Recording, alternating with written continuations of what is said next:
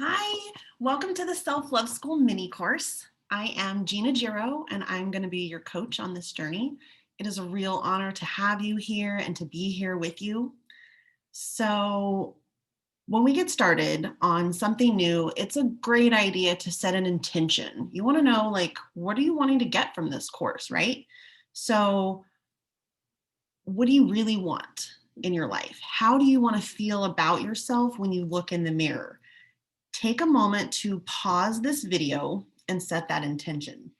Maybe it's something that you're ready to let go of, a habit, some drama, patterns, ways of being or thinking. So go ahead and pause this video and take a moment to set your intention.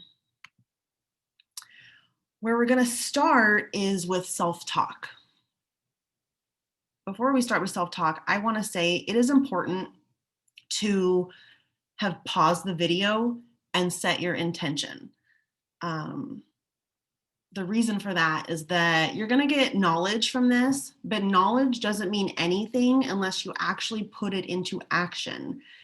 Action from the knowledge is what's powerful, not the knowledge itself. If you just passively listen to these videos, you might get something from it. You might get some ahas, but I doubt that anything is going to change in a profound way unless you do the uncomfortable inner work. It's not always uncomfortable. I think this one is fun, but we've got some uncomfortable things coming up for you, okay? So self-talk. This is what you say to yourself either out loud or silently. We are always talking to ourselves. I believe this is why most people don't meditate, right? Because we can't silence that voice that's always going on in our mind. So that's self-talk. It's conditioned, consistent, habitual words that we speak. And what we say to ourselves, either out loud or silently, it forms our identity. And then all of our actions become consistent with who we think we are. And we can change it. We can change our identity and who we think we are by first changing our self-talk. So your words are sentences. You're literally sentencing yourself to the language that you use. The words that we use, they don't just describe the world that we live in, they literally determine it, okay? We get usually what we expect to happen, and I can tell what you expect to happen based on your self-talk. The words we use, they're like self-fulfilling prophecies. And then our story starts to unfold based on the language that we use, our thinking that we have, and how we feel about the situation. And our language and our thinking creates the way that we feel.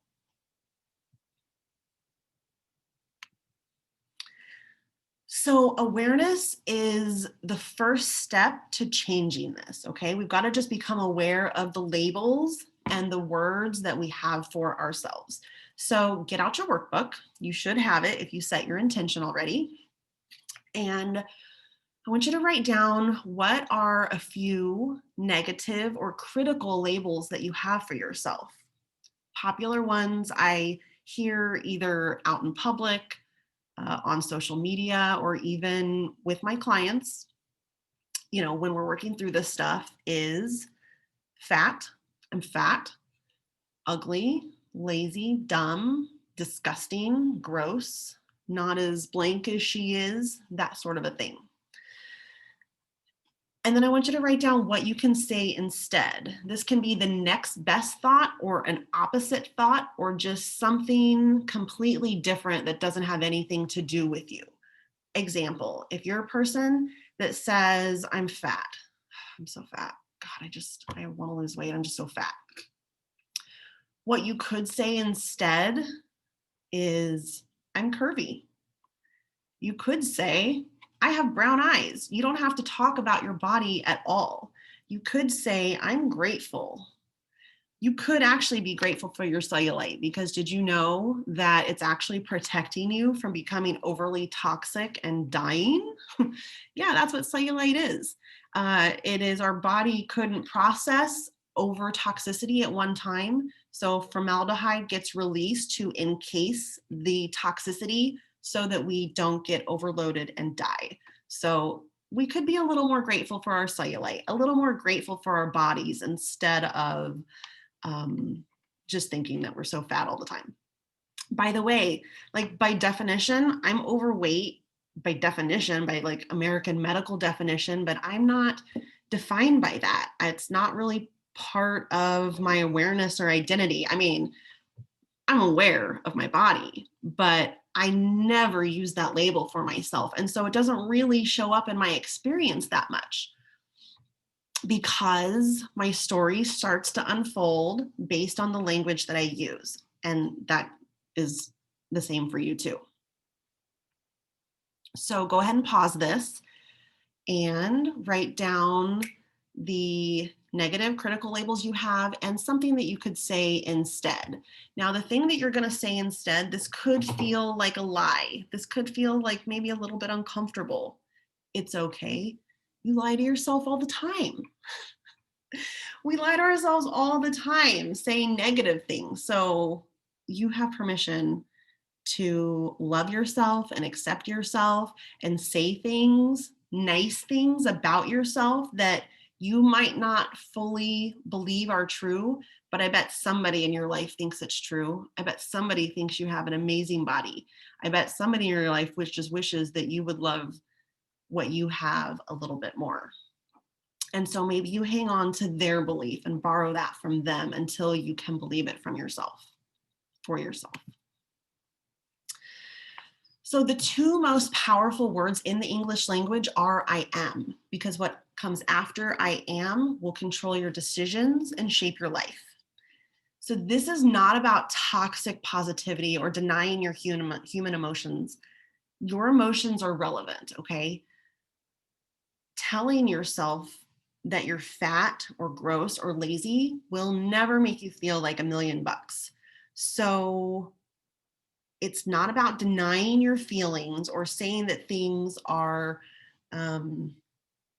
happy and perfect when inside you're struggling, but this is about releasing judgment and criticism about yourself. And when you do that, I promise your life will start to get better. You will feel better.